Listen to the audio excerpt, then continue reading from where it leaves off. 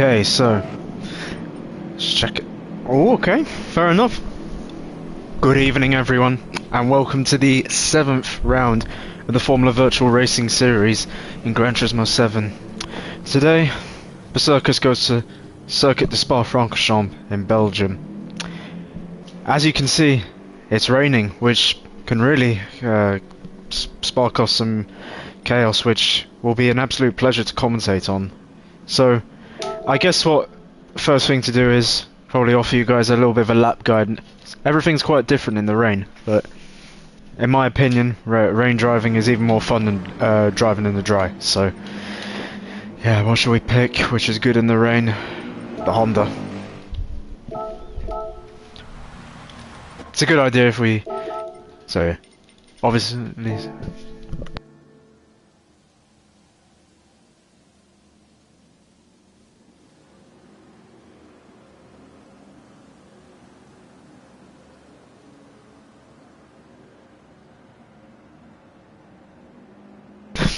Oh, and that's big news, guys. Patrick Blajan, Patrick the Machine Blajan. I had no idea he was visiting this evening. Well, look who's joined us. So, just as I was about to say about the circuit of Francorchamps, it's very it's a world-renowned circuit. Obviously, it forms. Nice to see you again, Patrick, but yeah, unfortunately I'm going to be only the commentary. Absolutely world-renowned circuit, so famous, so high speed, that yeah, unfortunately we're driving in cars a little bit slower than the F1.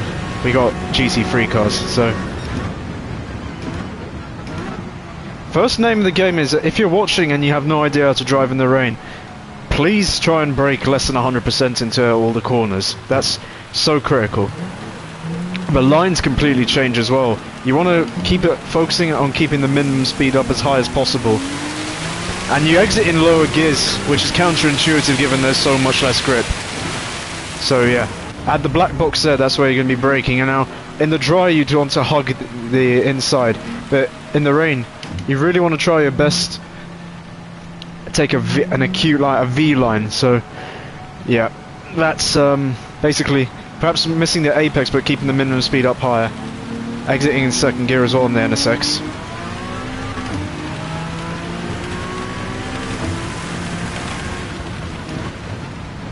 The black box is your best friend because that's where you're braking there as well. You will tend to upshift in fourth on the exit.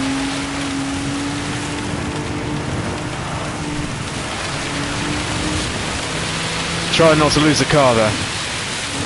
So at the curb you're braking, then your turn-in point is just as the netting starts. Now, in the rain you want to hug the dildos there, but what you want to do is you want to go out as wide as possible because that's where the grip is. And as Peter Kramer makes a legendary comeback, congratulations to Peter Kramer on a very decent official season, by the way, in the Ford in top split. Very good job from him.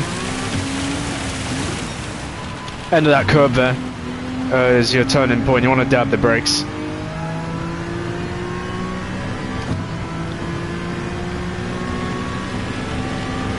But yeah, this lobby, I don't know how it's just pumped himself back into decent lobby, but here we go. You want to brake just as the boxes are really your best friend here. And then between 150 100 meter board, you're looking for the braking.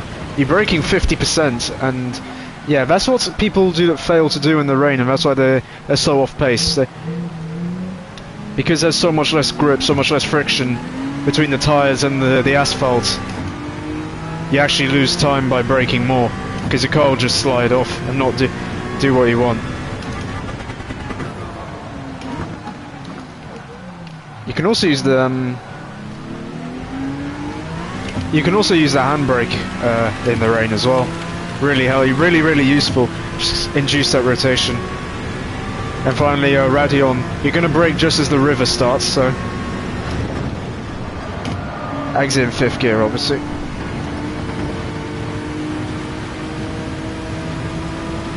But yeah, as much as I'd like to, and unfortunately we accumulate a half-second penalty, but oh, it's for us. I didn't know. Oh, that's a shame. I wanted him to race full time, but anyway.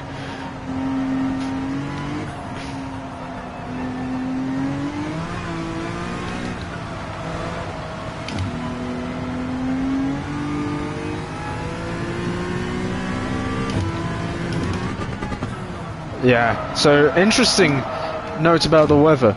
Dries out very, very, very fast, so yeah, notice how you're not really supposed to kiss the apex. You're just trying to go wider out and really keep the minimum speed as high as possible. So driving in the rain, you have to be like a professor. As we kind of missed the apex pretty badly.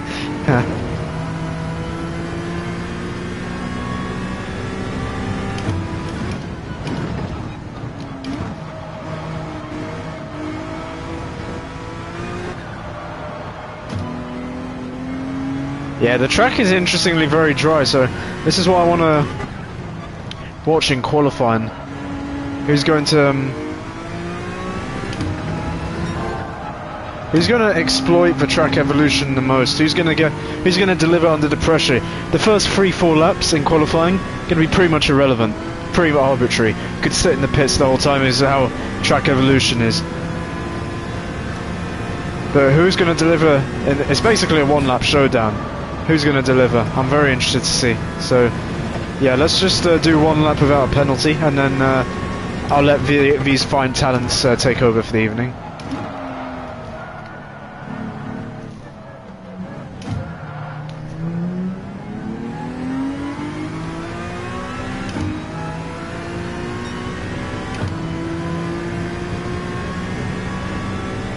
So braking at 100 meters. Make sure not to brake 100% because, as we said, like, not enough friction between the tyre and the asphalt, so you're just going to be sliding off. It's counterintuitive. Obviously, you're going to try and modulate the throttle, but that's unfortunately we can't really demonstrate it to you this evening because of how quickly the track is drying. And there's Rami Azam. No, that's not Rami Azam. That's a new fella from Abu Dhabi, Lugi Isan PS. I'm really sorry, mate, I don't know your name.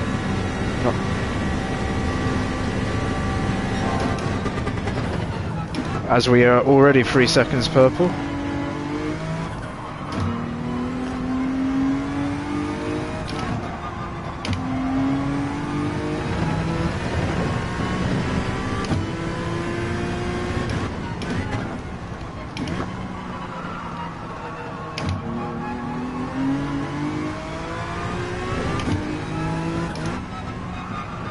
Oh yeah, and that's big news, so... oh shit.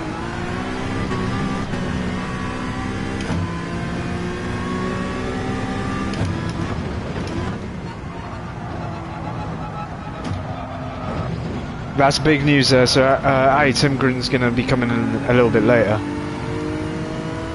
Hello, oh well, we get to do one more lap then.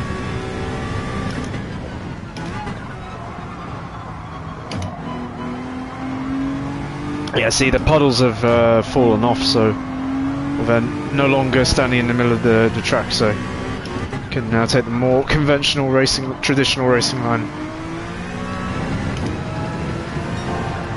As we are 3 seconds purple with that 3-second mistake, but this is going to be really interesting. I wonder if someone in this evening's race will try and gamble qualifying on the dries, on the soft compounder tyre, because the benefits are just immeasurable, really. It's for us, Patrick the Machine Blajan. I don't know, I still don't understand if he's racing this evening or not, but that's a lap time we have to try and beat.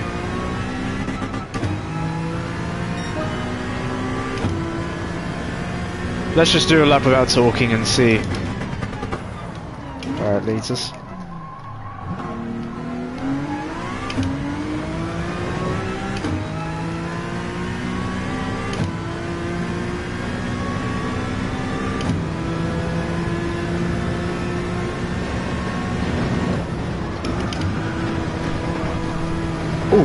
Yeah, Honda very scary up there. As you can tell, I don't drive this car.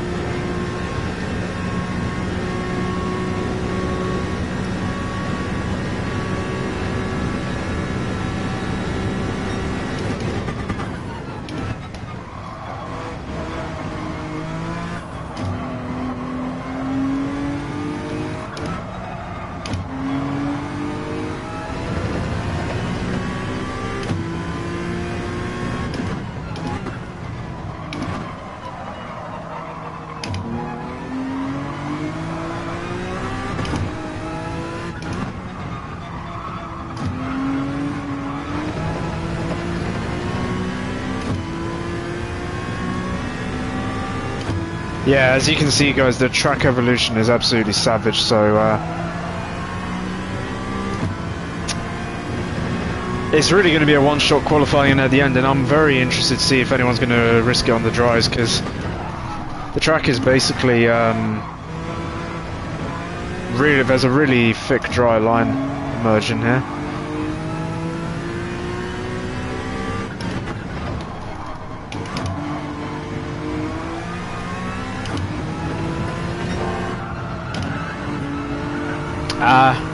So yeah, we're second purple, but unfortunately we're going to have to serve a penalty.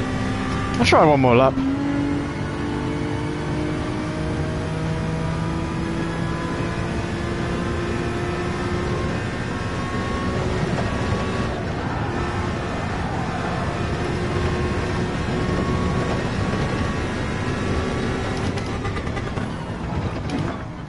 Yeah, now that we're in more crossover points, it's the dynamic what you have to do really changes. It's no longer as necessary as that was a lap of a penalty, so you now should be braking at 100% force, because now there's not much there's a lot more friction between the surface of the tyre and the asphalt, so yeah. Oh, fortunately Alex won't be racing today. What a shame. But yeah, be interesting to see what lap these guys will pit, because as you can see by the bottom left-hand corner of the tyre graphic, there is a lot of red starting to emerge, and that's because the intermediate tyre is really starting to overheat right now. And as Rami's on fire in that 911. He's been really good all season, but he's going to be up against some stiff competition, so let's see if he can deliver when it matters.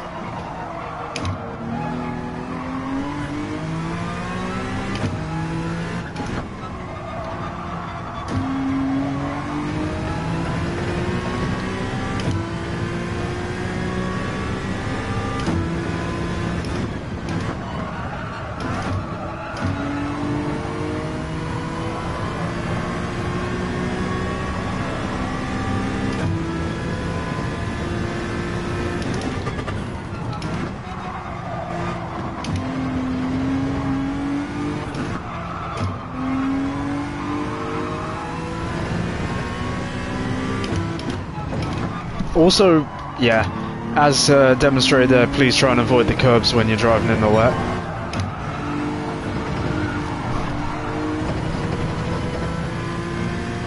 Because, yeah, otherwise you lose all that that's adhesion onto the tarmac.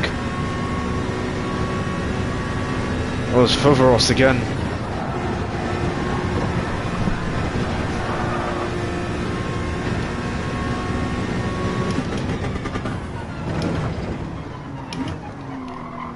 Bit of a harsh half-second penalty, but whatever. And yeah, we're waiting for Mr. A. Timgren to show up, so yeah, that's why we're not able to start the race at the moment. So I guess for now you can watch drive as entertainment.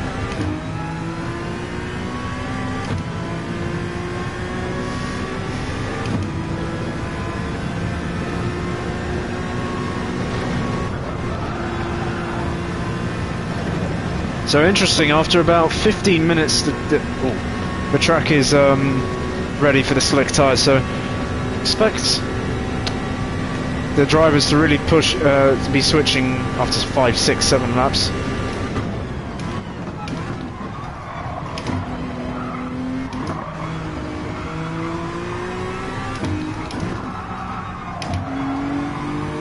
So yeah, apologies for the delayed start. We're just waiting for a contestant to come in, so guess we'll just be keep the show on the road by just driving.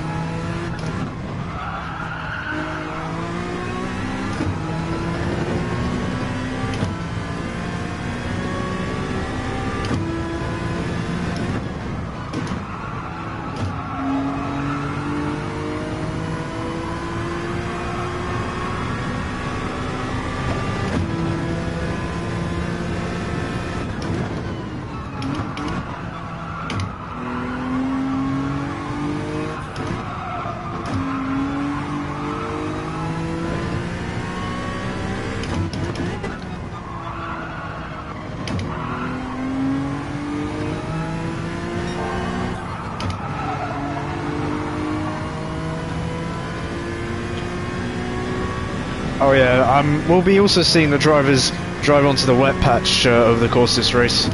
Keep the core temperature of the intermediate tyre down.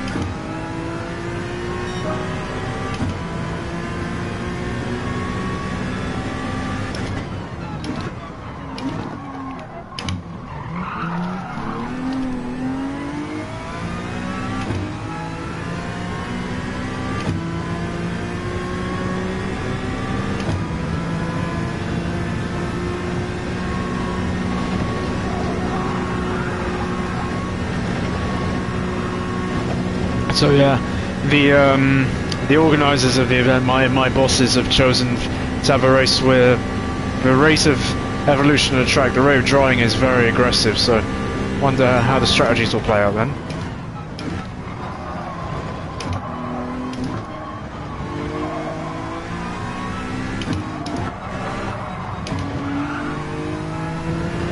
Yeah, unfortunately we are experiencing a little bit of a delay to proceedings because Ati Timgren, fighting for the championship lead as it stands, is experiencing some technical issues. Oh, you don't decline SS drivers like that, but fair enough. But no, fair enough. Fair enough. Rules are rules.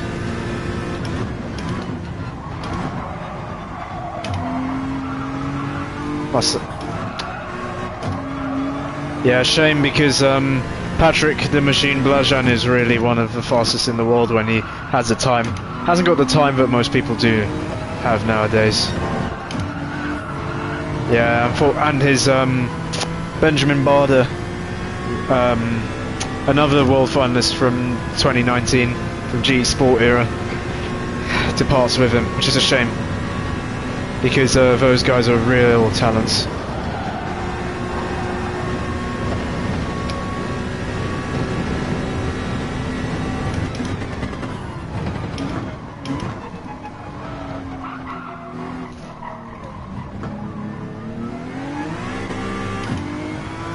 Copy. Copy, copy. So yeah, looks like we're not waiting for Mr. Attengren yet, or are we? But yeah, we got racing with us this evening. Peter Kramer, great season in the Ford in official season this year. 456 points in Daytona, doing the car justice there. Got Rami Azam, got our fella from Abu Dhabi, Luigi Ison PS. So I'm afraid I've not been given the driver real name, so I'm just going to call him by the PlayStation ID from.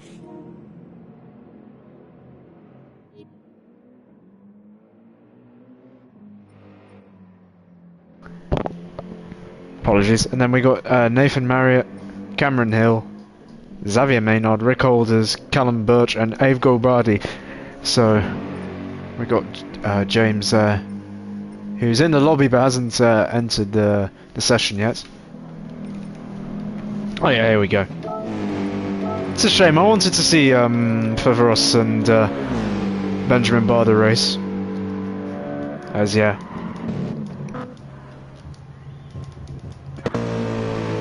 As we can see, after about 18-19 minutes, the track is full dry.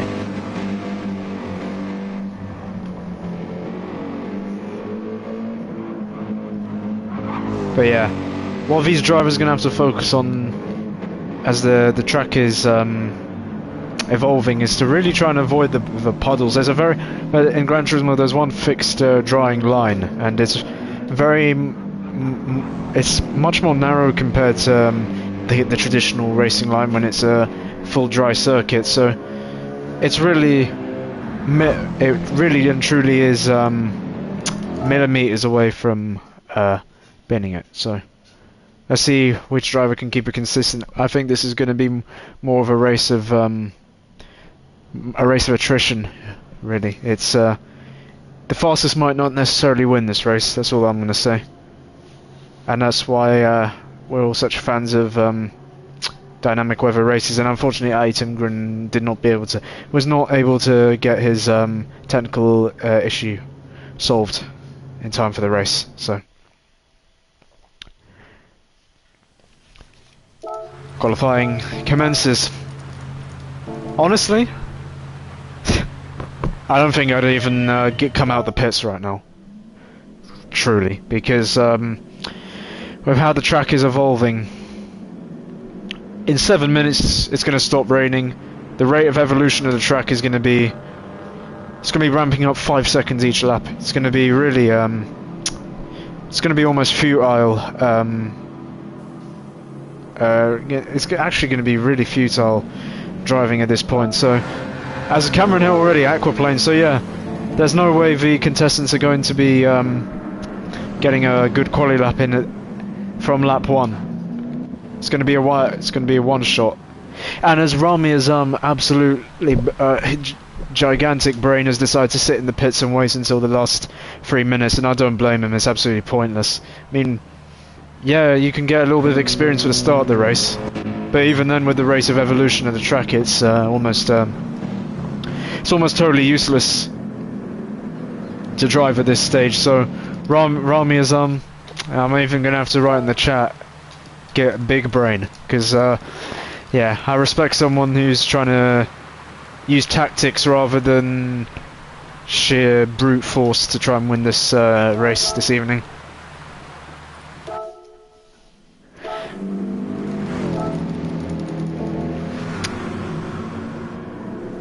So let's just go through quick run through the grid. So we got Xavier Maynard absolutely bins it on the puddles there. Fair enough. But at least he's gonna hopefully carry forward the experience right now into the real race. First couple of laps won't be easy for the drivers. Got our fella from Abu Dhabi, Yugi is on PS. Yugi is on PS. That's all. Yeah, traction control. That's how hard it is for the drivers out there. Got James Cadwell, Xavier Maynard, Nathan Marriott. That BMW M6 is going to be flying in the dry, but in the wet he might as well do the Rami Azam strategy of just sitting in the pits. Got Callum Birch.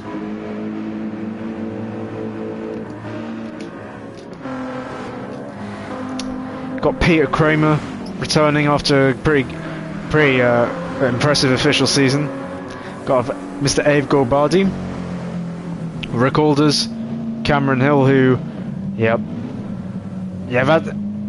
he's on the racing soft tyres for some reason. Yeah, no, I did predict that someone would maybe try and brave it out on the dry compound tyre and really go for that last lap, but yeah, the track unfortunately is nowhere near a condition where you should be driving on slick tyres. He's going to be like a minute and a half slower per lap. As Rami Azam's just waiting, fair enough.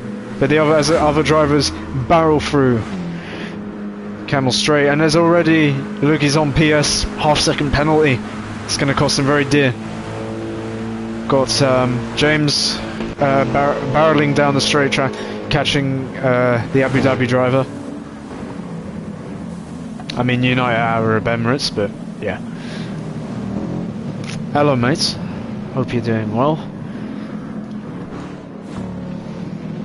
Xavier Maynard as well. So these drivers are just going to be tiptoeing this stage. I think their only incentive for driving at this stage is to get practice for the start of the race, because yeah, it's pretty treacherous conditions. You're going to have to be very careful on those intermediate tyres. But if we give it 5-6 laps, in 5 or 6 laps time, the track will dry out so much, these inters will be pretty useless. Got Nathan Marriott in hot pursuit. Got Callum Birch, Abe Gobardi, Peter Kramer, and Rick Alder. So yeah, Cameron Hill's boxing, I'm presuming for intermediate tyres. The thing is, that was a very unique strategy to put the soft tyres on, but yeah, fair enough, didn't work.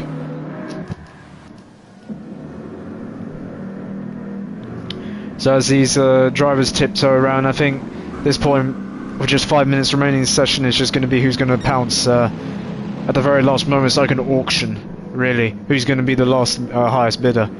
As the United Arab Emirates driver drifting out that corner, that's how treacherous the conditions are.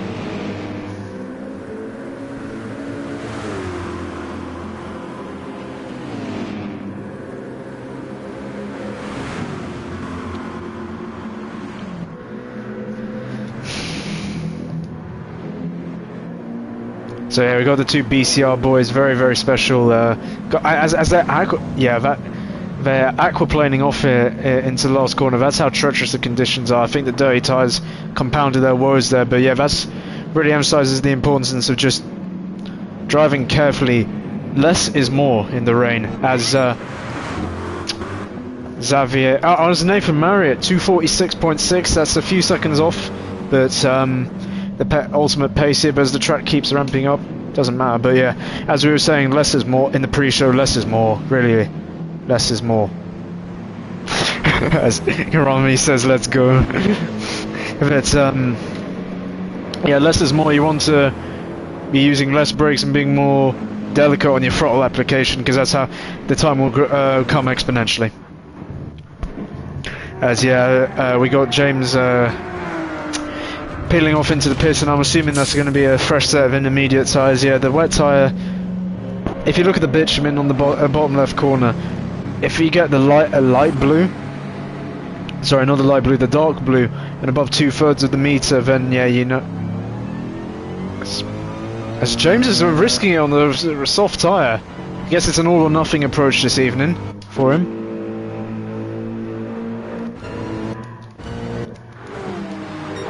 I mean, yeah, this is a very unique strategy, but I don't think the soft tyre is going to be ready in time. He's going to have no tyre temperature, and but he's spicing up this qualifying. This qualifying is going to be fascinating to watch on the last 2.5 minutes. Then I'll start sitting on the edge of my chair, kind of thing. But yeah, at the moment, lap times don't really mean anything. But stay tuned for the next couple minutes. It's got Rami Azam, was very efficient with his time, just was not bothered to drive in the full wet conditions, and that's fair enough, because now he's bolted on the intermediate compounded tyres. He's going to try and get 2 laps in, which is fair enough. But as James, yeah, that's how treacherous the conditions are. Like, yeah, the soft tyres, as predicted, not ready for this circuit, unfortunately. Let's hope his damage. Does damage, what's the damage on the model on this? Mechanical damage light, so in 30 seconds his damage will be cancelled. But yeah, these drivers are very playful this evening. Respect it. So has anyone setting the timing border light? Got Peter Kramer barreling through.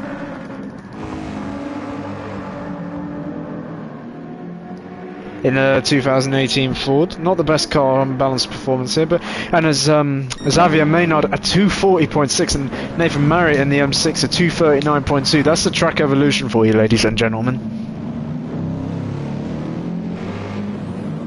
As Peter Kramer really dunks a nice bucket on the grid with a 234.8, but then Rick Alders in the Mercedes-Benz just really profiting off that, off the exponentially drying line, a 234.1 as he goes a little bit wider. Now, let's see what he's going to do. Is he going to perhaps bail out for Rami Azam, who's still yet to set a qualifying lap this evening? And yeah, that strategy, very efficient strategy. Let's see if he can deliver under the pressure. These MR cars are very treacherous in the right. Very treacherous.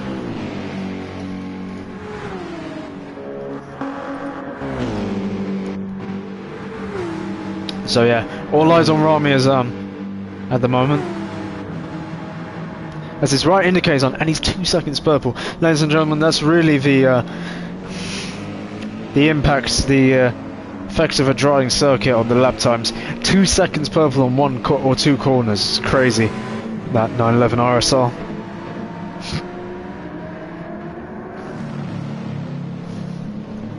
It's Cameron Hill on the intermediate tyre. Yeah, fair enough. Braved it out, but fortunately, if let's not forget, guys, that the I actually think the soft tyre strategy could be viable if this was a 16-player lobby, really, because the rate of drying when you have 6 more cars on the grid is going to be really phenomenal. It's going to make such a noticeable difference. Like that bitumen would probably be below 1/3, and if you want to be below 1/3 to drive on the slick compound. So fair enough. Fair enough, those that tried, but yeah, unfortunately, unfortunately, the track was not just quite ready for these guys. So unfortunately, that's for James. Yeah, last place. Real shame for him, but I gotta respect the effort. Trying something really different. The logic was there, but fortunately, didn't quite pay off with 10 participants this evening. Because, yeah, honestly, with 16 players in the race, it'd have been much closer. But yeah, Xavier Maynard 231.2 laying down the gauntlet for the rest. Can Rick Alders? He's very, very blue. He's very blue. As Peter Kramer 230.1, not bad at all from him. It's Rick Alders 228.4. His lap times are just tumbling down. As Rami, unfortunately, his efficiency strategy did not quite pay off. Only a second place for him. The 911 RSR. Got any more people? Are we expecting any more Utes? Unfortunately, the strategy for the soft compound tyre did not work for our friend there. So, the United Arab Emirates fella, let's see what he's gonna do. Can he cook something? It's Callum Birch, 227.5. So it's anyone's game. Yeah, the grid order is not necessarily in, as predicted. It's not really in kind of a DR or driver rating skill level order. So it's just really who was the last one to bite. And could we even see United Arab Emirates driver Lugi is on PS potentially snatch a surprise pole position, as he's unfortunately gone a little bit wide. He's going to have dirty tyres. He's going to have no grip into the last corner. Yeah, and unfortunately has a half-second penalty, so his lap's invalidated. And that's unfortunately the same for Ave Golbardi, who yeah, the right logic, he is the last to pounce in the auction here this evening, but unfortunately has invalidated the lap on the last last hurdle. That's a shame for him, because his lap would have been 3rd place. But yeah, so very, very, very mixed up order this evening. So a few people out of position. It's all gonna kick off. And there's yeah, unfortunately for James, maybe it was possible at the end, but fortunately not enough for drivers. So to run you through your grid order, with a surprise pole position, it's Callum Birch in the Mercedes-Benz AMG 20, 227.529. And sharing the front row with him is the other Mercedes-Benz in this race, piloted by Rick Alders. 3rd place goes to Rami Azam and his teammate Peter Kramer starts alongside in the 2018 Ford. Then, third row is all Mercedes-Benz, with Xavier Maynard and Cameron Hill sharing this third row with that monstrous Mercedes-Benz.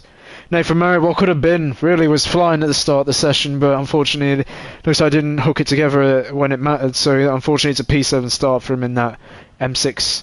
Yeah, unfortunately for Nathan Marriott, half-second penalty did invalidate his lap, and that would have put him right up in there. But so 21 lap race, it's a good start, anything can happen.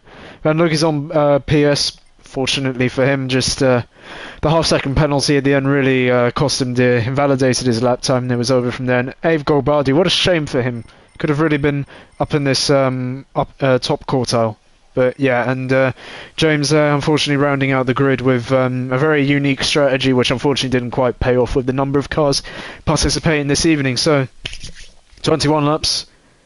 Be curious to see the tyre strategy this evening.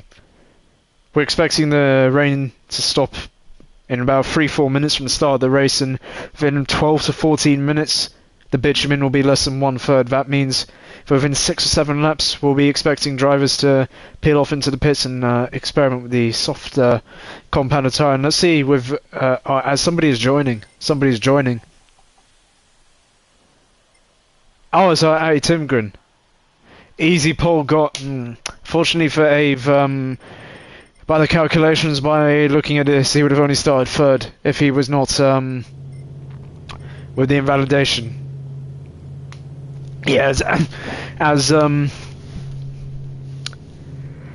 Xavier Maynard says very eloquently, it's just all about track position, but with it being such a long race, anything can happen, so don't go anywhere, ladies and gentlemen. The order is very mixed up this evening.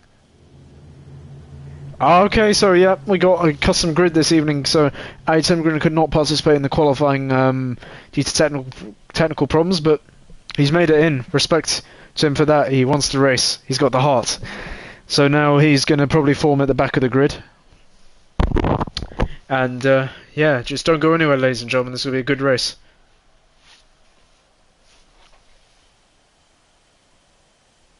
Nah, I won't. Don't worry, guys.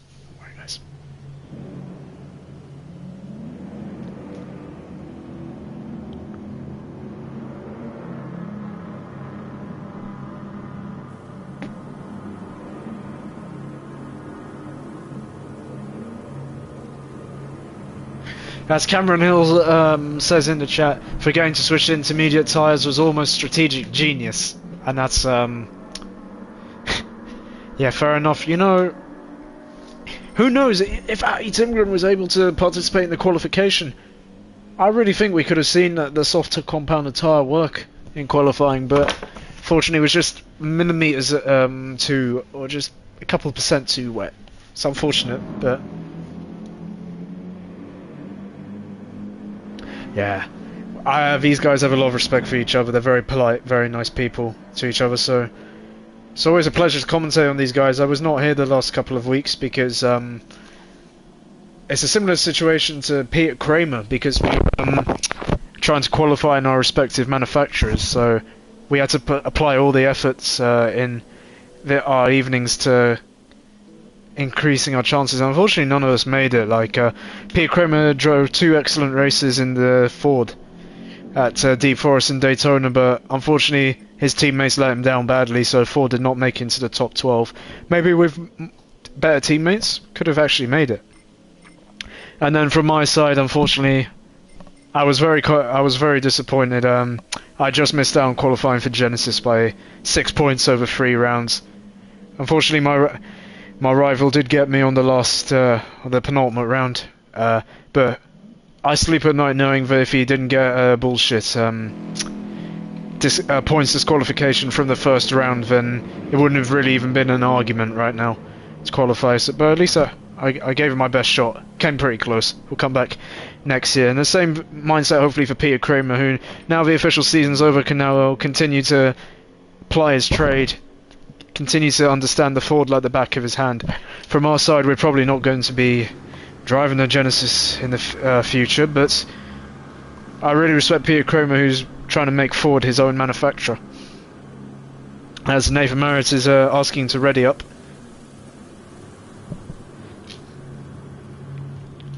Yeah, don't go anywhere, guys. This will be box office. We got BS, AS. We got like this. The order is completely mixed up because of the nature of the qualifying being so dependent on track position here.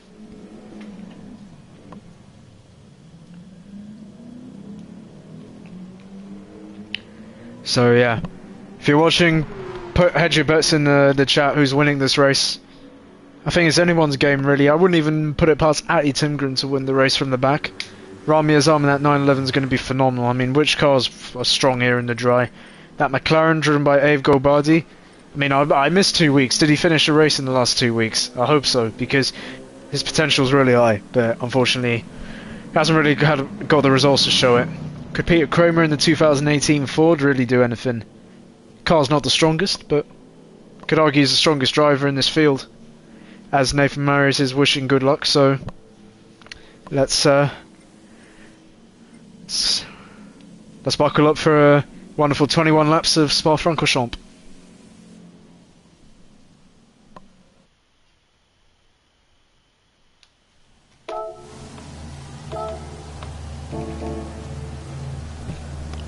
So, ladies and gentlemen, 21 laps of Spa-Francorchamps, starting off in the treacherous full wet conditions. Got Callum Birch and Rick Alders on the front row. A lot of Mercedes-Benzes here. Let's see who can survive. 4 lights, 5 lights. And it's go, go, go for the Belgian Grand Prix, and it's Callum Birch off to an excellent start. Got Rami's... Oh, and we already have Carnage at the back. Got 4 wide into Radion at the back there. People are desperate to make up positions early, but we got Callum Birch, who's got an amazing start, just launched off the grid there. Absolutely amazing job from him to keep the first place, and barreling down the straight in hot pursuit is Rick Alders. Got a race for third place is Peter Kramer, very late on the brakes there. I wonder if he's going to make the corner. Unfortunately, he just misses it. Trying a interesting move, but he's going to rejoin on the track a little bit unsafe there. So Rami Azam keeps his third place, and meanwhile in the mid-pack we got a tussling left, right and centre, lateral racing. Who's going to be last of the late breakers? As Mr. Ave Gobardi trying to lunge it down the inside, got Atty Timgren trying to force it around the outside. Can he do anything? Not quite. But yeah, big loser from that start was indeed Peter Kramer, who tried an ambitious move around the outside. As Mr. Ave Gobardi loses it on power, but with the rate of track evolution, still anyone's race really, so let's hope he keeps going. As huge accident into Pouon for Xavier Maynard, who's been absolutely sent into the shadow realm there, absolutely railed into the barrier there. What an absolute shame for him. I mean, a solid little qualifying, but then yeah, in the mid-pack it's I don't know if it was netcode or a driver error, but he's come off so bad there. He's lost dozens of seconds in the rest of the field, but let's see if he can catch back up. I mean, the track is going to be... He's going to have a much drier track than P1 at the moment, so this is when you should never give up. And Mr. Ave Gobardi, wow, what a shame for him as well. I think he was involved in that accident as well, but Ave Gobardi's laddie. My goodness, he could have at least finished the race. But yeah, what a shame for him. Again, good potential, but yeah, does not choose to finish a race. I mean, I don't blame him. It's a 50-minute race, but still, come on, guys. You should never give up in these circumstances. Same with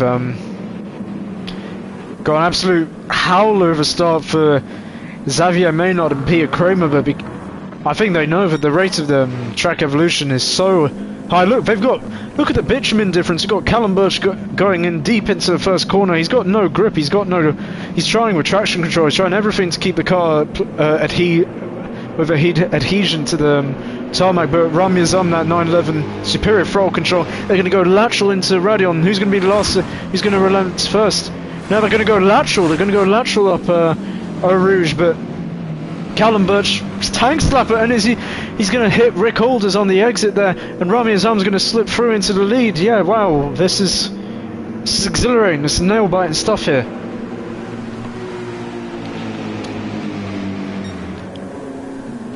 So Rami Azam's leading at the moment. Got Callum Birch in hot pursuit after a little bit of a mistake up Eau Rouge, but it's a long race. Like just as we were trying to allude to before the chaos kicked off there. Look at the difference in water level in the bitumen. Got Peter Kramer. We're driving on a part of the track with that amount of moisture on the tarmac, whereas with Rami Azam it's like 20% more. So Peter Kramer's already caught up 2 seconds and half a lap, and if he just doesn't give up, if he just funnels through, and if he's just consistent, I think he could still win this race. I think this is anyone's game really, as yeah, we got Xavier Maynard. What a shame for him at the start. Got absolutely sent into the shadow realm in the BCR Mercedes-Benz, but look, it's a very long race. Anything can happen, and I respect the efforts. Unlike Ave Gobadi, he's not giving up, and he knows that it's still a long race. Really, if he just calculates the right moment to box, if he understands his car in the changeable conditions, he can still win this race. So this is why I love dynamic weather races. Anyone's game, really. Even if you're lost, we could see some underdog stories here this evening.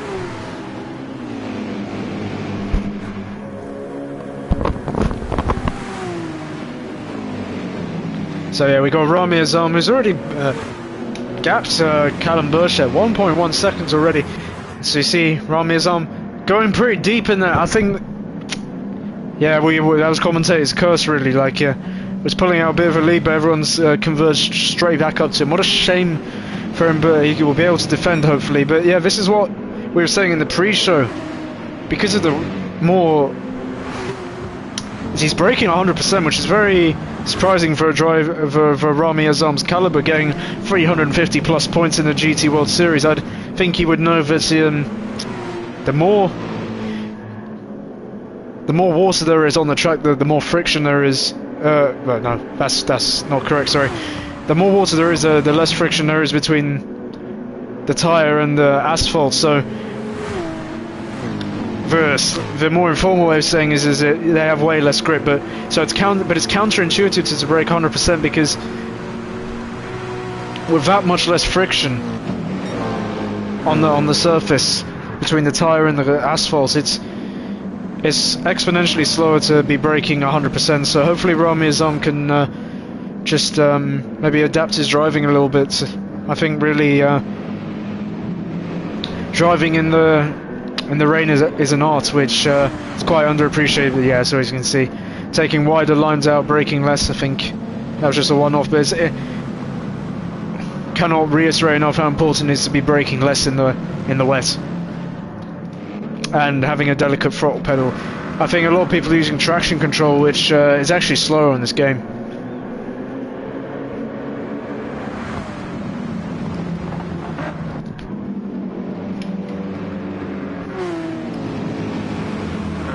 But yeah, unfortunately with Gran Turismo's race of driving being so unrealistic and so fast, yes, it's unrealistic and annoying, but at the same time you have beautiful pack racing. Just the whole grid is separated by half a pixel. So close it is already, and it's Peter Kramer like in a lap and a half has already caught back up to the leading train. But yeah, we got Nathan Marriott and Luigi is on PS, going lateral. They're going side by side, and then up the straight. Nathan Marriott's going to hold 6th position, but we've got Peter Kramer ready to pounce, so these guys have to be tactical in how they position their cars.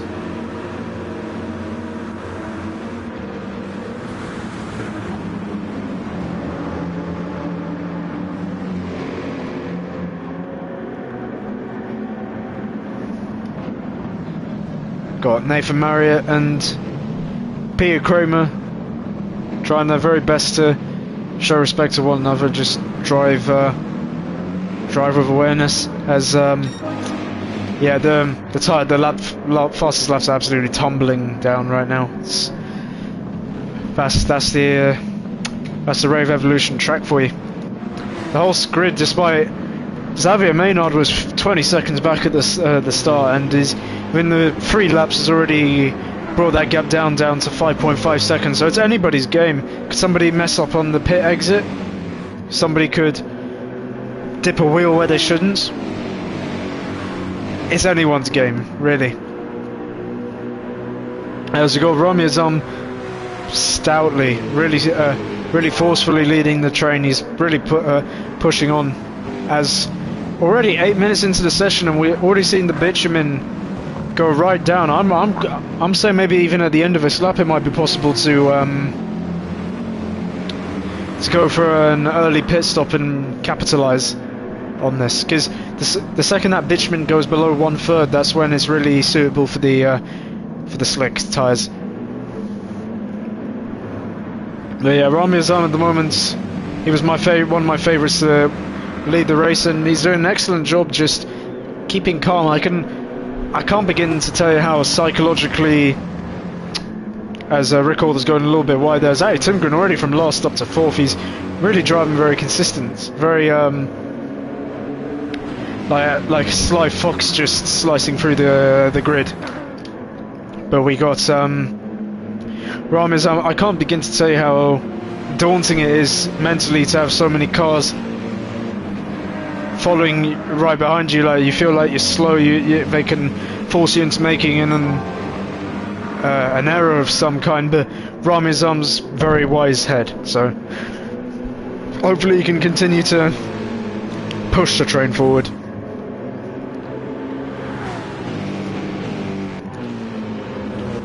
Xavier Maynard's probably made no mistake, because yeah, he's lost 3 seconds relative to Rami Azam this lap.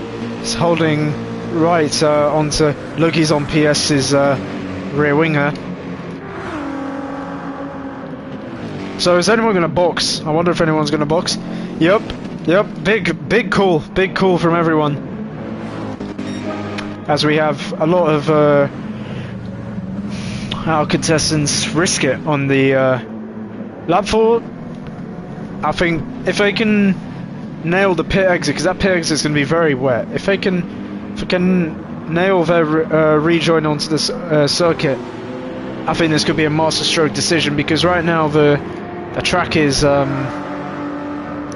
that crossover point between the intermediate and the racing soft tyres. The contestants on the soft compound who want to go onto the soft compound tyre will have to be very careful on the curbs, and they're going to have one very tight line to follow.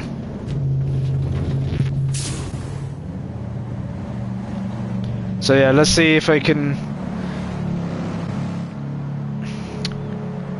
keep composure. This is going to be the most critical part of their race, is just exiting the track. Interestingly, Rick Alder's not really needing to...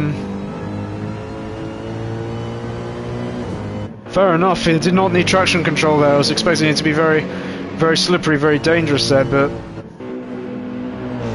yeah, as we see, James Caldwell just he's a little bit more tentative. Fair enough. So could these contestants have... Callum Birch goes very wide at Pooh on there, big mistake from him, and same with Atty Timgren nearly following him. Everyone's going very wide at Pete Kramer, huge mistake there. Yeah, I think these guys played a master stroke on the soft tyre. They're going to be really cutting away Rami Azam's lead, so when Rami Azam and Al box, I'm in serious trouble, as Rick Alder's already half a second in 2 corners as closed that gap down to Rami Azam. He's going to have to be so careful not to dip a wheel into the wet patch, because otherwise then your race is over, really, at this point. You're not going to have the drying track to save you at this point. If you crash now, you're pardon my French, you're going to lose pretty much all your chance to win the race here. But yeah, look how bone dry the line is emerging. So I think lap 4 was the ultimate strategy. So as we can see, Rick Alders has already gained 2 seconds in the middle sector alone. So yeah, master calculation from these guys. I think Rami Azam will be biting his nails. Like, has he messed up the strategy this evening? Because now Rick Alders is just pummeling down and just really biting away tooth and nail at Rami Azan's lead. I think Rami's going to have his work cut out on the dry stint here.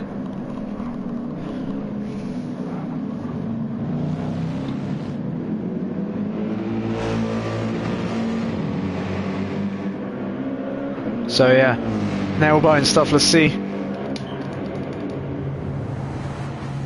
See who's going to rejoin our first into Lecum. I'd hedge my bets on Rick Alders though, because that inspired call to pit lap at the end of lap 4 has really, my opinion, paid dividends. As yeah, he's going to wonderful undercut by Rick Alders there, nailed the crossover point and is now leading the Belgian Grand Prix. Got Rami's on. He's got a lot of work to do. 2.5 seconds over 15 laps. Can he claw that gap back? Let's see. It's got the 911, which is a very fast car on the dry, but it does eat its rear tyres quite considerably. So I think it's anyone's game now. The name of the game is caution. It's going to be trying to avoid the wet patches in the curbs. As yeah. Shame for Peter Kramer, I mean, miscalculated badly the crossover point, so yeah, he's going to have a lot of work left to do.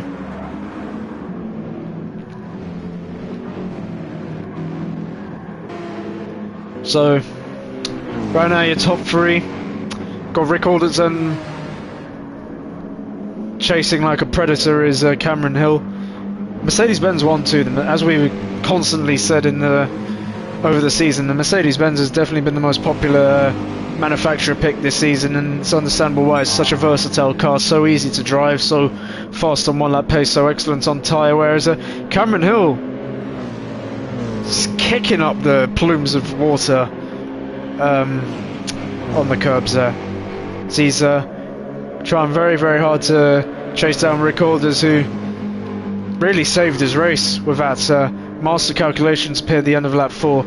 And we've got Rami Azan rounding out the top 3 at the moment, who, yeah, I mean, what a shame for him. I mean, he did all the hard work on the intermediate stint, but then it's just unfortunately he's gained nothing from it. So, but still, it's a very long race. It's still 14 laps remaining, so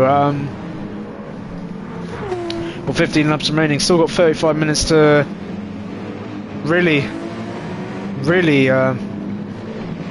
prey down on these Mercedes-Benz.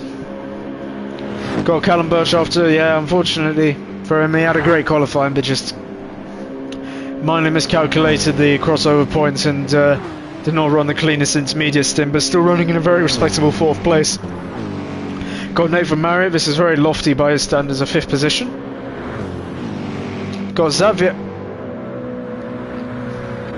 Maynard in 7th, with his BCR teammate James bearing down on him. To be fair, oh, and that's a shame for Peter Kramer. I must have been like some sort of technical issue, because, yeah.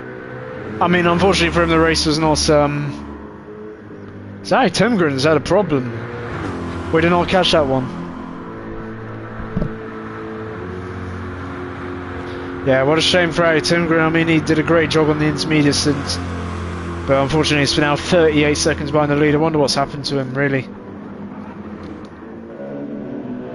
But yeah. Oh, what happened to Cameron Hill? We missed that one.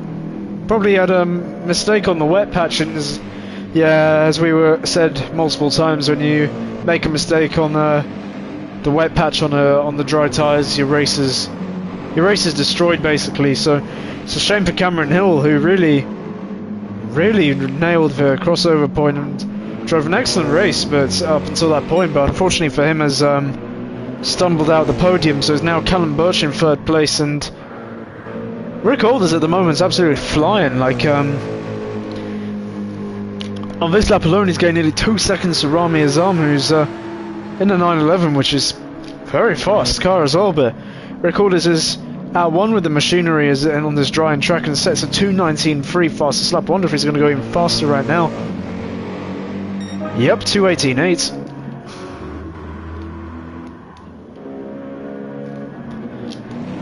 Yeah, Rami's arm's taking a little bit of a while to adapt to these changing conditions, but still a long race, anything can happen. I mean, the number of mistakes which are possible is phenomenal, so let's keep it on. Fortunately, we've lost 2 drivers from this race. We lost Ave Gobardi on the first lap after yet another rage quit, and Peter Kramer, I don't know what happened, probably similar story, or could have been a technical issue. Yeah, shame for Harry Timgren. I mean, good start to the race. All the work's undone, so yeah, it's not nice. As Rick Alders, the race leader, phenomenal mistake there up to Radion and Eau Rouge has lost it. He's lost it completely. He's lost it. He's lost the race at this point, chat. It's crazy. Like, this is why I was saying in the pre-show how not necessarily the fastest driver wins this race. It's who's the most consistent. As Rick Alders, who'd had a phenomenal race up until this point, was driving like really like prime center, but then all his hard work undone. He's 10 seconds. He's lost like 15 seconds to Rami's on. Like, unfortunately, we don't have the replay camera on us. But what on earth happened to him? What a shame for Rick Alders. He's going to be absolutely kicking himself. I mean, that's just such a shame. Like, worked so hard and then just now look, gone from 0 to 0 in the space of a couple milliseconds. But yeah, ladies and gentlemen, this is why you should watch a dynamic weather race. That's why the Gran Turismo World Series, they often run a dynamic weather, because these races are very, very entertaining to commentate on and to be a part of. I mean, the grid order's changed like 6 million times already, and because Rami is on, the wise head on old shoulders has really maybe not been the most prepared or the fastest, but he's made the least amount of mistakes, and currently he's paying huge dividends. I mean, he's 5 seconds ahead of Callum Birch here and Cameron Hill. I mean, everyone's been there. Like, it's crazy.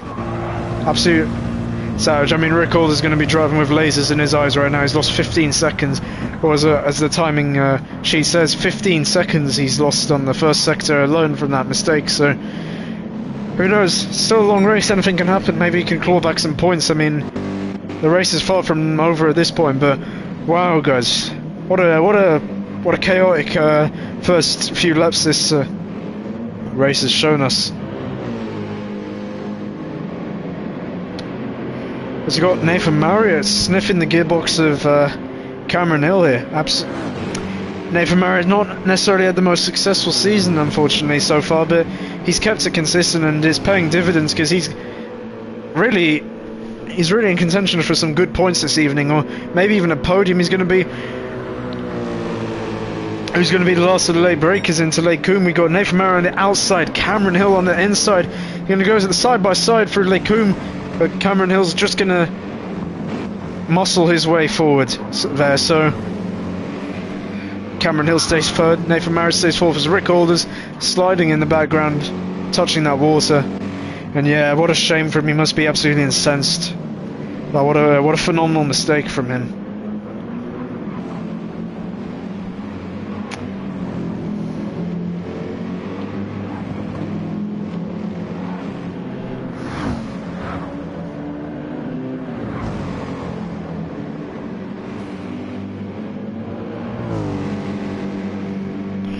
So yeah, right now unfortunately the grid is a little bit separate, quite far apart, quite separated, so at this point there's not really much to commentate on. Well, I guess this is a good time to do a full onboard lap with Rami Azam, our race leader. He's still running traction control, surprisingly. Yeah, right now absolutely dominating this race. I mean, didn't look the greatest for him at times, but he's kept it on the road, and that means everything in a race like this. Let's just go for a lap on board with Mr. Rami Azam. First gear exit in that 911. It's going to be barreling down the straight. Then at approximately 100 meter board, he's going to be slamming on the brakes into first gear, trying to hug the apex on the inside, straddling the curb and squirting the throttle out and pushing the car towards the exit. And he's going to now be full throttle up Radion, up Eau Rouge, flat out section, Not quite flat out at this point of the track condition, but absolutely flying up the hill and going down the Camel Straight here at 250 kilometers an hour in this Porsche 911 machine. Benin, he's going to be looking for that curve. That's his braking point for Lake Coombe. He's going to try and straddle the inside. Then he's going to flick it left and flick it right, using the curb on the exit. Ben's going to be looking for that black box. He's going to go hard on the brakes into the understeer, no-name corner. A little bit what? Oh, it was Ramia's arm. What a shame for him. He's made a little bit of a mistake there, got onto the wet patch, but this race is far from over at this point. Then we got Pouon breaking that black box. Just going to be edging the car through there, far from the limit, but that's because the track is still in its drying phase. Fourth gear exit, then it's Vanya. Second gear exit is going to be trying to go for as a tire line as possible, because that's where the track is dry, that's where the grip is at the moment. Second gear exit probably. Yep. Because yeah, he's lost about 3 seconds from this minor incident. Then full throttle, 250 kilometers an hour, barreling up the straight. That 911's flat 6 thundering around the Belgian forest. Then between 150 and 100, slamming on the brakes, 260 kph, straddling the curb again, the bus stop chicane, and that is indeed a lap at Circuit Spa Francorchamps. As yeah, Callum Birch 2:18.7. Yeah, unfortunately Ramia's arm lost a few seconds there. God, Nathan Marriott, yeah, Cameron Hill must have had another huge mistake there. What a shame for him. And despite everything, and we got Rick Alders, who's really prime centre at the moment, 2:18.1. He's by far the fastest driver on the track right now. Still a dozen laps remaining. Anything can happen. Watch the space, guys. Could Rick Alders make a heroic underdog comeback here after losing 17 seconds on the 8th lap? Stay tuned. Really stay tuned. But yeah, unfortunately the grid is a little bit separated after being all within half a pixel in the first couple of laps. I think the rain, as a constructive criticism as commentators, the rain period should have lasted a little bit longer, really. Because yeah, at this moment the grid is very separated. Closest battle on track right now is for 5th place between Cameron Hill and the BCR boys and the Mercedes-Benz. Absolutely beautiful fluorescent yellow livery from BCR. We got the two Brits of Xavier Maynard and James Caldwell, absolutely driving with absolute passion. At the end of the day, skill level doesn't matter so much in this lobby, rather it's more like if you got the heart, if you got the soul, have you got the motivation to compete, have you got the motivation to work through setbacks. Unfortunately, some of the drivers have demonstrated that's not the case. We had the rage quit from Ave Gobardi and probably from Peter Kramer there, so those guys unfortunately weren't quite motivated to finish the race despite the setbacks, but I respect these guys. I mean, fortunately for James Caldwell, I mean, he had a bit of a howler of a qualifying. I mean, he went all red and it ended up all black on the tyre choice, so it's a shame for him, but you have to respect how he's still, no matter the setback, he's still pushing hard and going to try and finish the race with as many points as possible, and still has the capacity to get a top 5 here.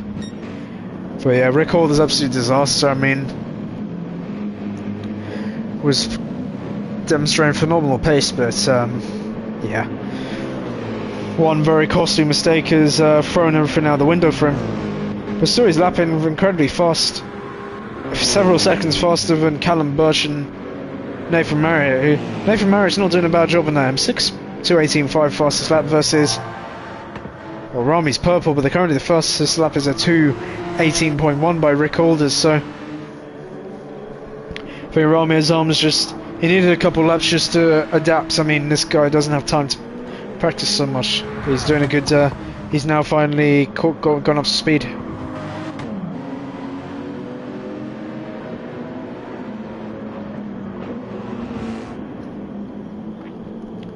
Yeah. See if there are any close battles on track.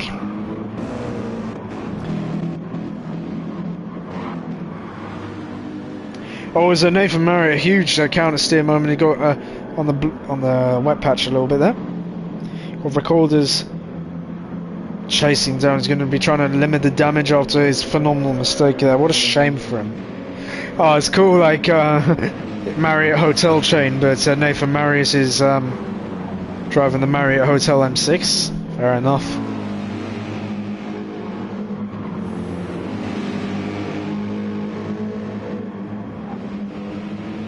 But yeah.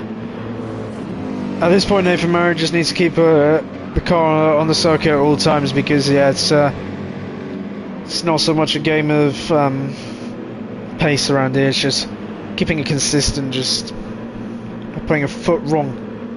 I'm surprised how many people mess up at this stage, but at the moment Nathan Marriott's not per foot wrong. Now just needs to try and do his best to hold up against Rick Alders.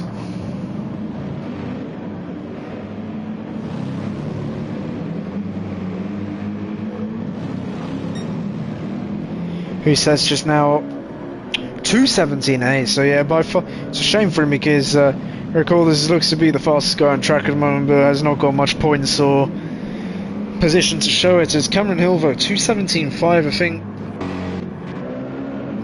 he's really starting to understand these changeable conditions, but unfortunately it's a little bit too late. 14.6 seconds behind Rami Azam, who is absolutely dominating the race as it stands. I mean, it's purple, left, right and centre there. It's just he's really at one with the Porsche right now.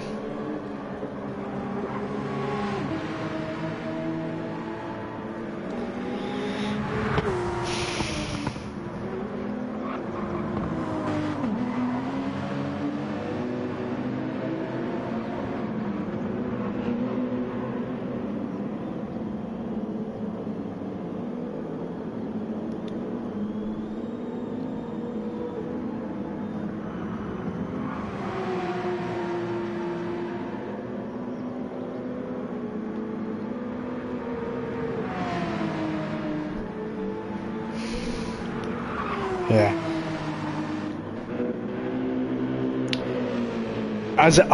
As we did not catch that one, but Rick Alders has finally gone past Nathan Marriott, who is going to have the red mist descended upon him. So now his next target is Callum Birch, who's starting to struggle a little bit in the drying conditions. So let's see if Rick Alders can really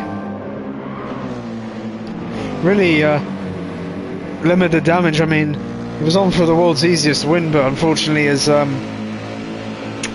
through fault of his own has lost that win pretty much. But you never know if he can get past back up Callum Birch, and you never know, Rami Azam could make a mistake. Everything's playful for everyone still. But yeah, Mercedes-Benz 2020, very popular choice this season, and yeah, versatile, easy to drive, very fast, very easy to manage tyres with it. It's very popular choice. I think, let's count how many Mercedes-Benz here. 1, 2, 3, 4. Yeah, so that's nearly half the grid in Mercedes-Benz, and I don't blame them at all. Guess now is also a good time to test the tyre wear. So yeah, it looks like Callum Birch is on the DualShock 5, because that's a phenomenal difference in tyre wear there between Rick Alders and Callum Birch. You got Nathan Marriott, who's launched his front tyres. I think Nathan Marriott, although he hasn't put a foot wrong now, he's going to be falling back into the clutches of the faster drivers. He's got Cameron Hill in hot pursuit, and same with James and Xavier Maynard. So if Nathan Marriott can keep fourth position, be very pleased for him.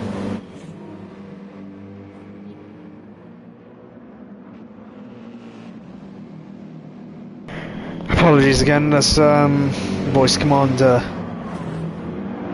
not working in our favour, but yeah. Oh, and there's Callum Birch, huge moments on the exit there. I think it's a matter of when, not if, Recorders gets passed down the inside at some point.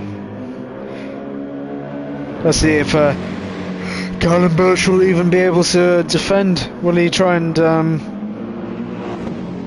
keep the second position, or will he try and increase his total race time and try and improve his total race time by trying to stick behind Rick Alders? But I think it's very evident who's the faster of the two Mercedes-Benz drivers right now.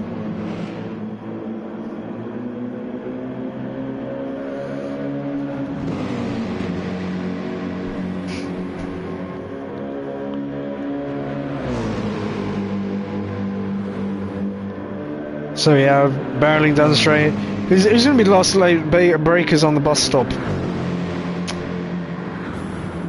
So yeah, no, Rick Alders is going to be patient behind Callum Birch. I think he's just going to try and get the easy straight down the Kemmel straight, the easy pass down the Kemmel straight. And I don't blame the mindset. See, what I have said numerous times during my commentary phase in this league is that the drivers may not necessarily be the fastest here, but they've got really impeccable racecraft, and they've got they're really wise in their racecraft as well. So at this point, they're not necessarily trying to. They're just trying to drive in a manner which is efficient and respectful, which is really a joy to commentate on. But yeah, I think it's clear as black and white. The Rick Alders is going to blast past Callum Birch for the second place, and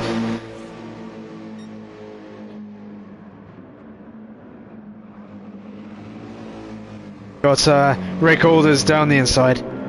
Easy pass for him. It's got 8.6 seconds. I think 7 laps is going to be very difficult to. It's going to be very hard to claw that gap back down, but never say never. Could be mistakes from everyone. As you got Ricky's got the fastest lap at 2:16.8 at the moment. The track's still evolving a little bit, so. Any close battles? Nah, not really. It's going to be a nice battle for fourth between Nathan Marius and Cameron Hill, because yeah, I think Cameron Hill is the faster of the two drivers as we speak, but Nathan Marius has the track position, so that's what's most critical at this phase.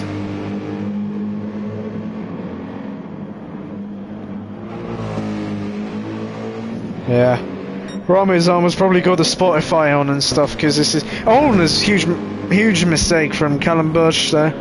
He's going to lose seconds. Nathan Marriott is going to fall victim to Nathan Marriott if he's not too careful. That's a half-second penalty. He's going to have dirty tyres as well. Can Nathan Marriott claw the gap down to? He's going to have dirty tyres again. Nathan Marriott could get past a back post. Really? Yeah, huge mistake from Callum Birch there. Yeah, 1 second. 1 second penalty and dirty tyres. It's going to fall down behind Nathan Marriott and probably Cameron Hill. Oh, what a shame. Like, perhaps not of the highest driver rating or skill here, but he was driving a really solid race for his level, and fortunately the mistakes just creeped in. It's a very long race, 37 minutes in, and yeah, one tiny mistake can just really upset your rhythm, and then you're just falling down the Dover cliffs.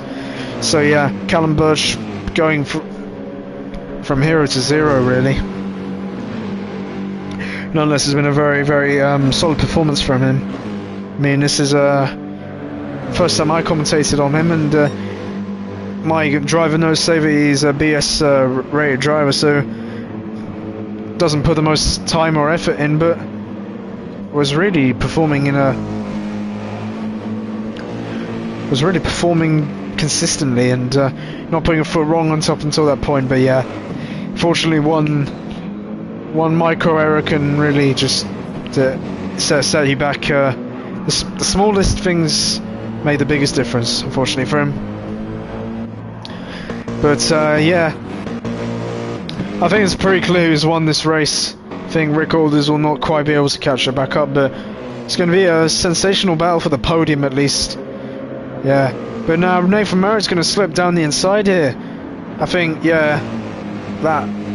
It's Callum Bush going to try it, sling around the outside. It's a beautiful racing there, lateral, 3 corners, and Callum Bush, he's not giving up that 3rd place. I question whether that's the smart thing to do, given he has a 1-second penalty, but go on, lad, go on, lad. But yeah, unfortunately, he's lost a lot of time on that battling, so now he's going to fall a bit back behind Nathan Marriott and behind Cameron Hill there. So the battle for the podium's on. Don't go anywhere.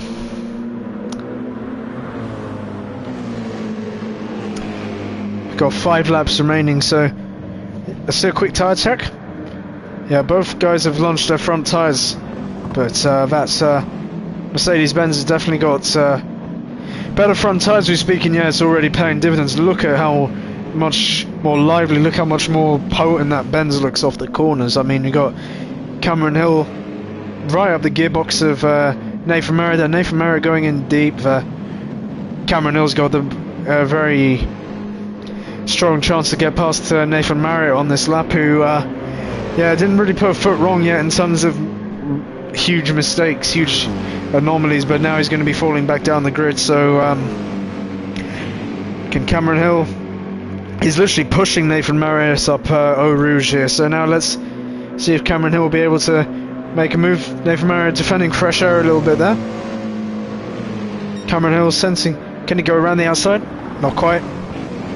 As Nathan Marriott goes in very tight, yeah, he's going to sacrifice a lot of speed through the corner, but yeah, Cameron Hill's just sniffing Nathan Marriott. He's just pushing him around, and Cameron Hill's going to go in, lunging down the inside, but he's going to leave the room. Got Cameron Hill on the inside, Nathan Marriott on the outside. Yeah, Nathan Marriott hasn't got the grip.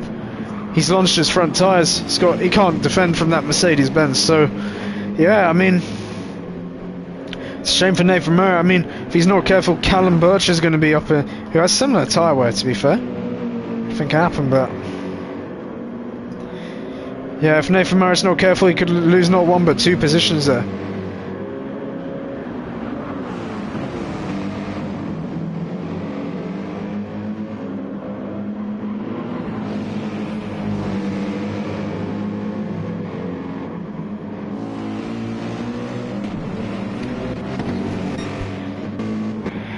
But yeah, procession from Rami Azam, just no one ahead, no one behind, just driving in a league of his own this evening. Maybe not on the fastest pace. I mean, recall that's 2:16.5. He's got the lasers in his eyes, but unfortunately it's not for much because of that phenomenal mistake. But yeah, I think there's always, for every negative there is always a positive.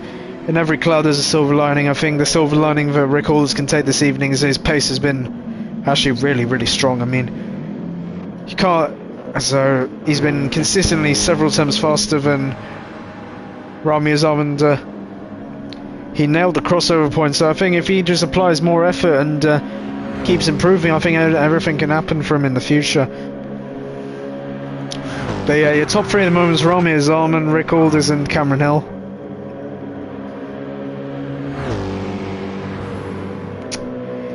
Yeah, so unfortunately the gaps are a little bit stale. Everyone's a little bit far away from each other, so yeah. Shame for Timgren. Good start, but then in the intermediates just made a critical mistake, and from there it's really so. I mean, I respect the fact that he's just driving for the points. I mean, I wouldn't be surprised if he pits for fresh tyres and gets the fastest lap soon, because yeah, moment a bit of a no man's land. Shame for Lucky's on PS. I mean, well, shame from A+ a DR driver, but yeah, it unfortunately hasn't quite worked out for him on his outing here. Got James Colwell. I mean, yeah, rubbish qualifying from him. I mean, he went all red in the casino and ended up all black, but I mean, he can take positives from the fact that he did not give up. I mean, that's same cannot be said about top split drivers like Peter Kramer. So he's got the mindset. These guys have got the mindset, which I really respect. But Xavier Maynard, yeah, unfortunately for him, I mean, howler first lap. I mean, lost dozens of seconds, but he has not given up, which is really amazing from him. So yeah, just 3 laps remaining. You can vote for your driver of the day in the chat, but I think Rami Azam has been phenomenal. So he sets the fast lap at 2:16.5. I think he's finally starting, just getting better and better. I mean, he doesn't need practice, he's that good. Just really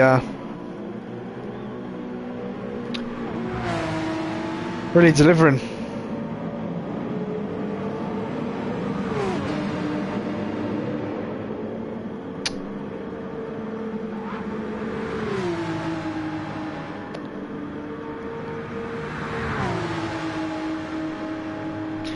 But yeah, not much to commentate on just because. Oh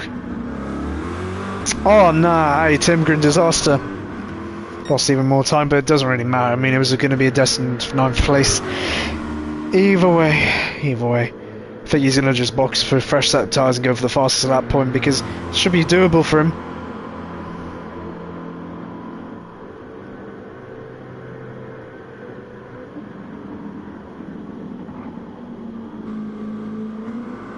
Yep, as predicted from Matty Timgren.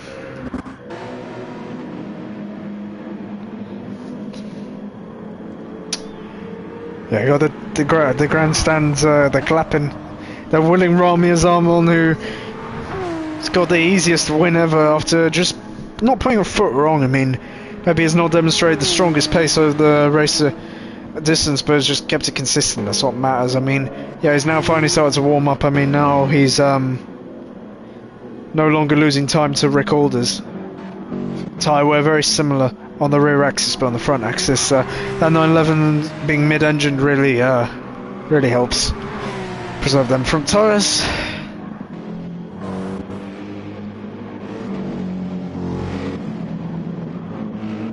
But yeah, let's do a tyre comparison. I mean, got just Rami Azam with those tyres, got call the same rears, worst fronts, much worse fronts for Cameron Hills, obviously on the DualShock 5. Will Nathan Marriott make it to the end on them tyres? That's the question. I mean, but at least it's not as bad as for Callum Birch, who Mercedes-Benz is just, I don't know what's happened to them front tyres. I mean, to be fair, it's acceptable rear tyre wear, so perhaps ran a very frontwards brake bias, but yeah, he's now going to be coming into the clutches of Xavier Maynard, who was destroyed at the start of the race, but can get a top 5 here. I mean, with that, look how much more superior the tyres are, especially on the front axis, so could be a very interesting battle for the final place in the top 5 of the top half. I mean, everyone's scoring points, even Peter Kramer, who did not finish the race, quit on lap 5. He's going to score points. I mean, unfortunately, we haven't had the full grid here, but hopefully for next season that will change.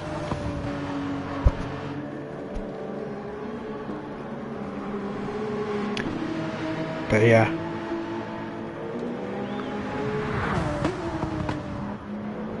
Rami Azam is absolutely on fire at the moment. Made a little bit of a mistake, but still, like 6.6 seconds to Rick Alders. I mean, what could have been for Rick Alders if he did not make that 18-second error early in the race? I mean, he'd have been leading by 10+ seconds. He would have gone home thinking he was prime center. I mean, he's demonstrated some really potent pace, but unfortunately, only has a P2 to show for it. But in every negative experience we become stronger, and every cloud has a silver lining, and the silver lining Rick Alders will take is that his pace has been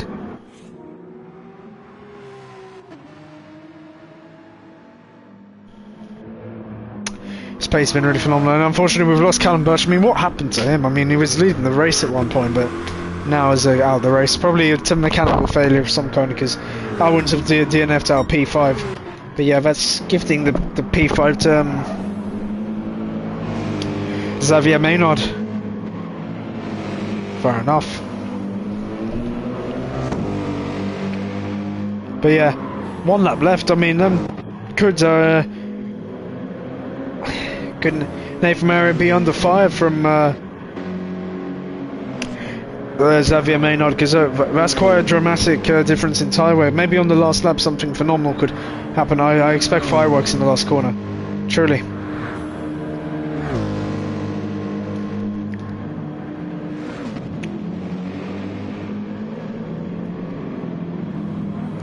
But yeah, at this point when you have 80% worse front tyre wear, it's going to be very difficult to defend from Xavier Maynard because he just has a second a lap more grip. Or maybe even more than a second a lap, so every corner, every traction zone, every braking zone, Xavier Maynard going to be exponentially catching.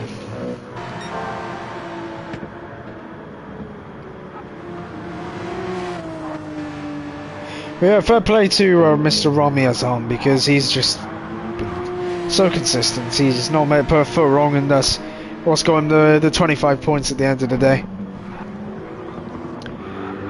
Fair enough, alright, Tim Greenwell. Let's see if he's going purple actually.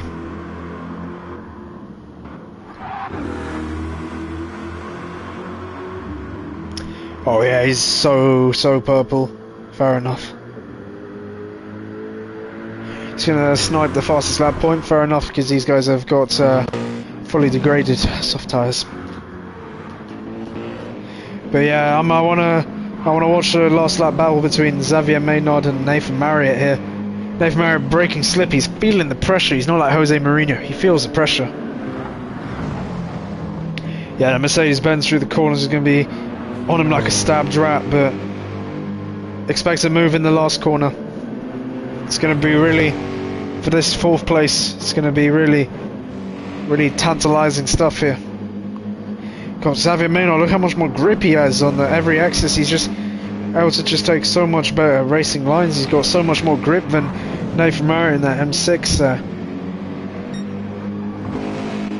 So as lots able to gotta acknowledge what a consistent performance is in from Rami Azam, who will comfortably win the Belgian Grand Prix. Sterling work from him.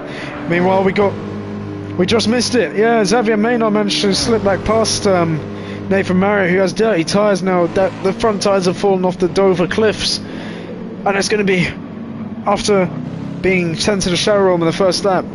Xavier Maynard recovering to 4th place. Good effort from him. Nathan Marriott 5th place. Got James 6th. Got Luki is on PS. Shame for him, but 7th place. Aye, Timgren. Real shame for him, but he's gonna at least come home with the fastest lap point at 2:15.7. Pretty decent lap.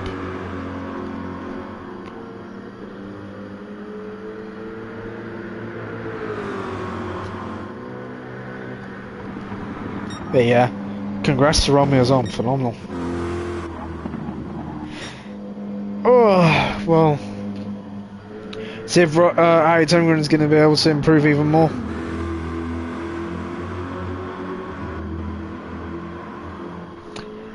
I mean, he's only 800s down, so anything can happen with a good last bus stop.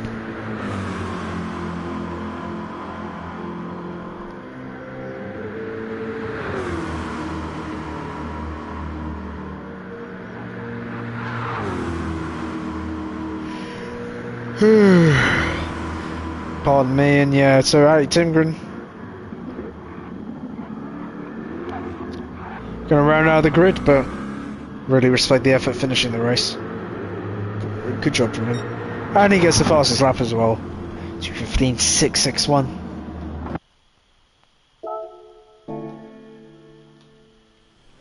So yeah, nice race for everyone. So congrats to Rami Azam. 6.6 seconds on Rick Alders. He wins the Belgian Grand Prix here with the 911 RSR.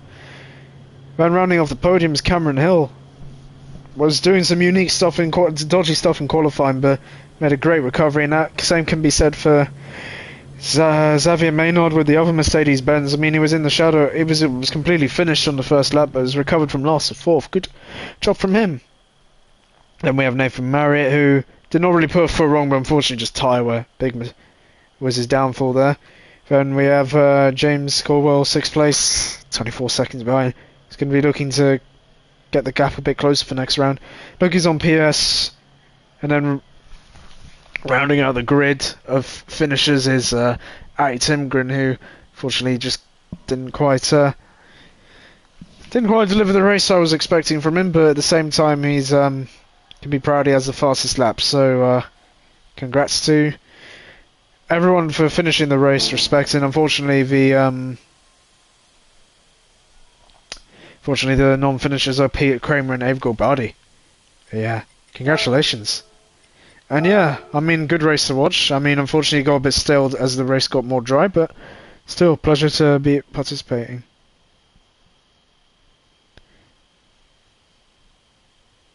Then, yeah, I guess I can really terminate the broadcast. So, wish you guys a great evening, happy weekend, good health, happiness, all of that.